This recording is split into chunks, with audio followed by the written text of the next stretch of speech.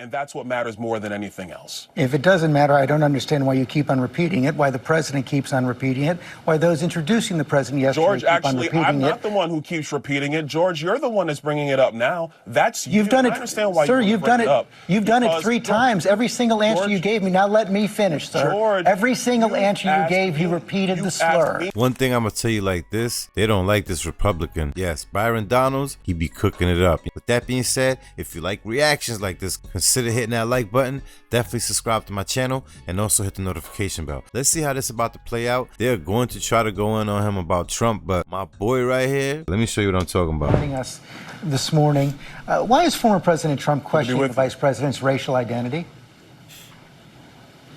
Well, first, George, in Chicago, he was responding to a question from, I believe, Rachel Scott. Like, this is really a phony controversy. I don't really care. Most people don't.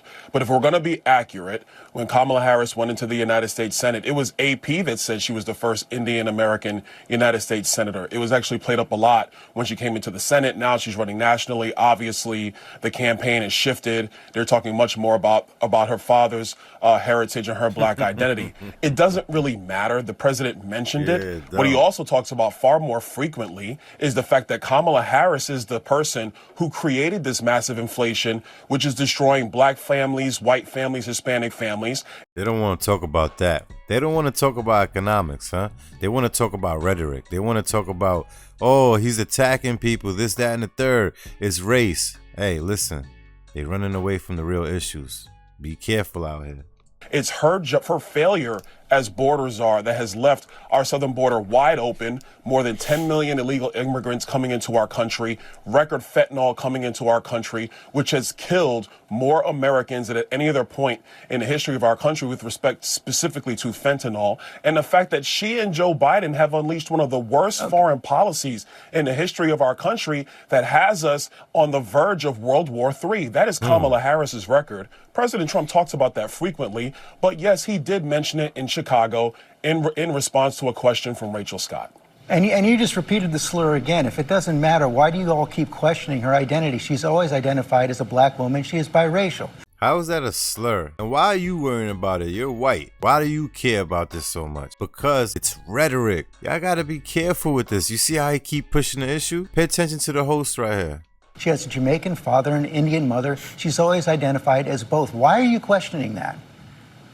Yeah, citizenship. Well, George, first of all, this is something that's actually a conversation throughout social media right now. There were a lot of people who are trying to figure this out. But again, that's a side issue, not the main issue. The main issue... Sir, 1 second. You just...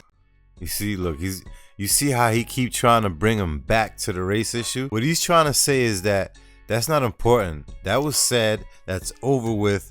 We already know.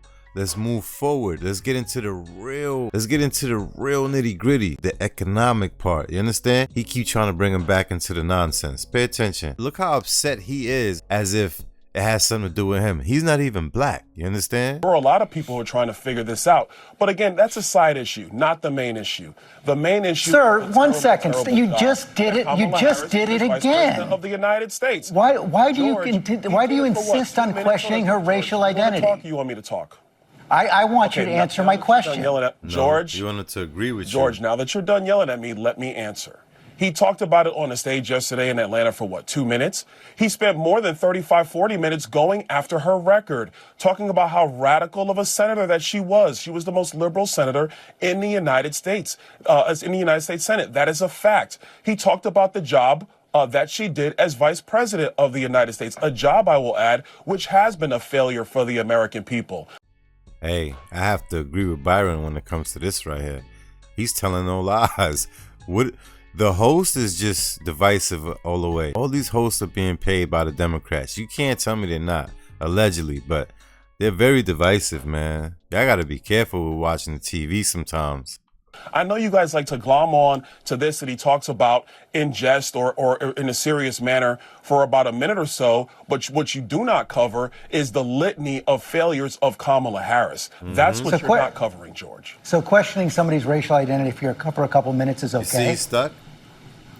He's still stuck. George, I'm going to tell you again, he brought it up. AP is the one that wrote the headline when she first came in to the United States Senate. Didn't talk about her being black, talked about her being the first Indian American senator. AP brought that up. I mean, George, we could have this conversation for the entire segment, but none of this matters to the American people. Let me know if you ever heard of this phrase, the Mandela effect. They're good at that. If you don't know what the Mandela effect is, ooh, I'm telling you, they will pull one over you with the quickness and you won't even realize what happened.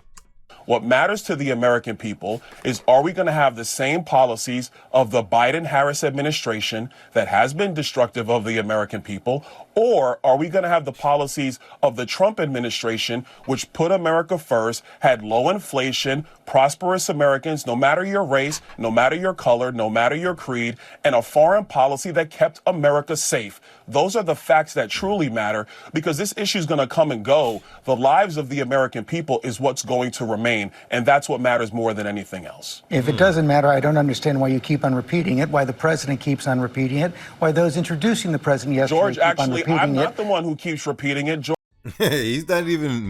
He's really not mentioning it. You're asking him the question.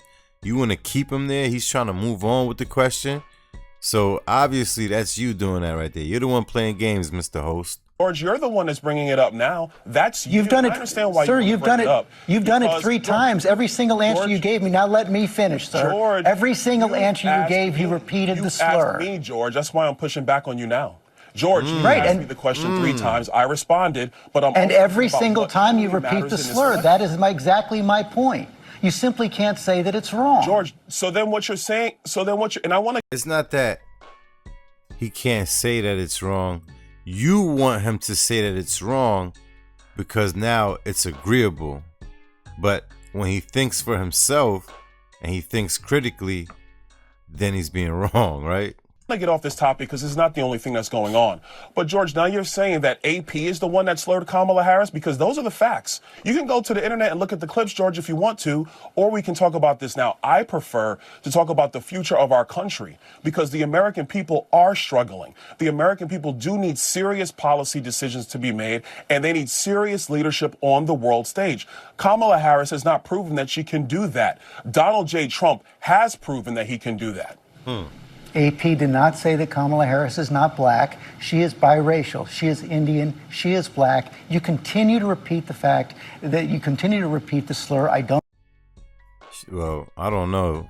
I have two eyes. They work very well. I have two ears. I can hear very well. And based on what I'm seeing and hearing, she's coming out as one race. She never said she's biracial. The media is saying that now. And in the beginning, you can Google it yourself. You can go do your own research. Hey Siri, who is the first female Indian American senator in the United States of America?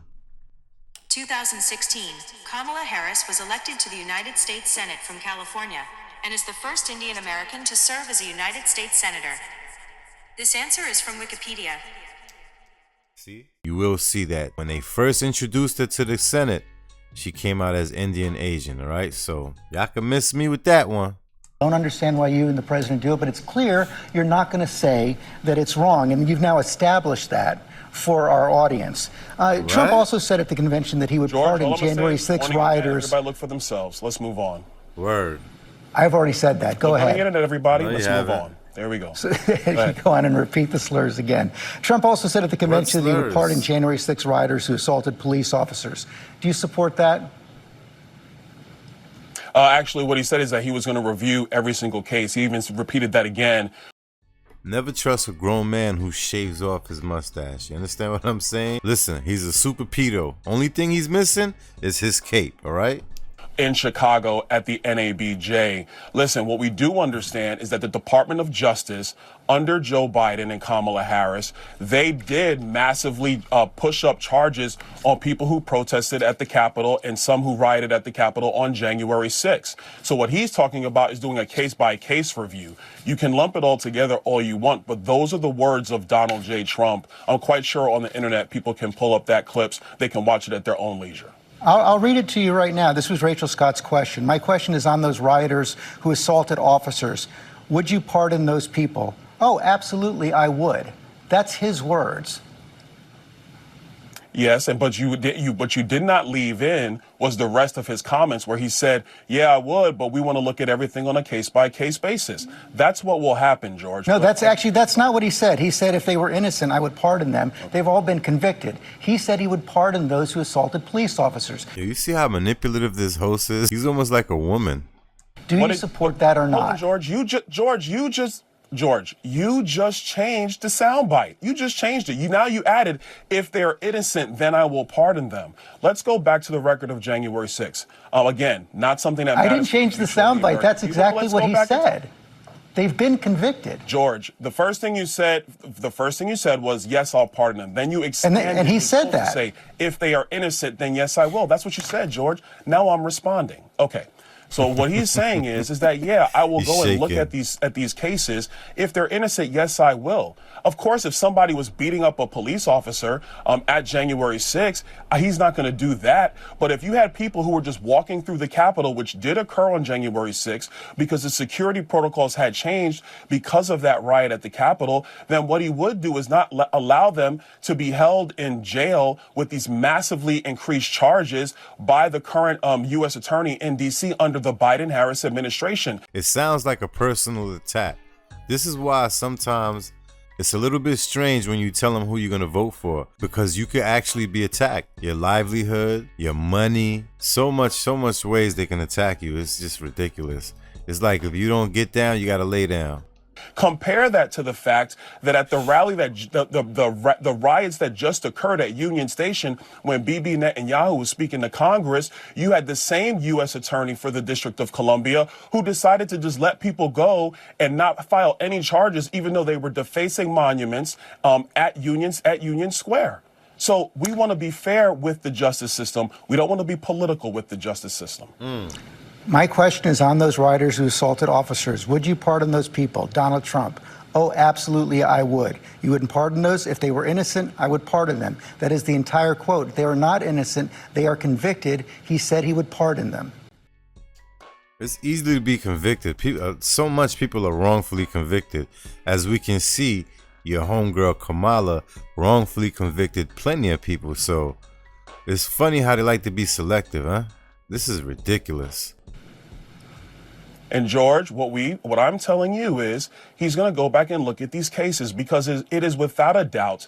And look, January 6th is a very painful memory in our country, but it is without a doubt that the U.S. attorney for the District of Columbia was supercharging these people because of political viewpoints. Yes. Because you had other riots that have occurred in Washington, D.C., where the charges were minimized or dismissed altogether. That is not an even-handed system of justice. That is a politically motivated system of justice. And you don't have to look any further than the difference between how the Department of Justice has treated Donald Trump versus how the Department of Justice has treated Joe Biden or Hillary Clinton. What he is talking about is equal enforcement of the law, not picking and choosing because of your politics.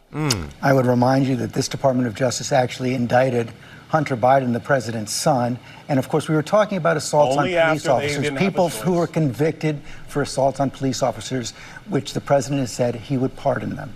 Make it make sense. The comparison that he just made with Hunter Biden, it makes no sense right there. I don't understand this man right here. He needs a new job. He can't do this anymore. I don't know if you realize while he was talking, he was a little bit shaken, like he couldn't control himself. I don't know if he peeped that. He couldn't contain himself. All right, now, make sure you go in the comments, run it up, flood it up. Let me know your thoughts on this right here. Do you agree with the host or do you agree with the guest? Listen, my choice is I'm standing with the guest because, look, that's very manipulative, divisive, and very controlling. Gotta be careful with this right here. This is why I always say, think for yourself. Don't allow people to think for you. Then you will be a robot. You're being programmed at that point.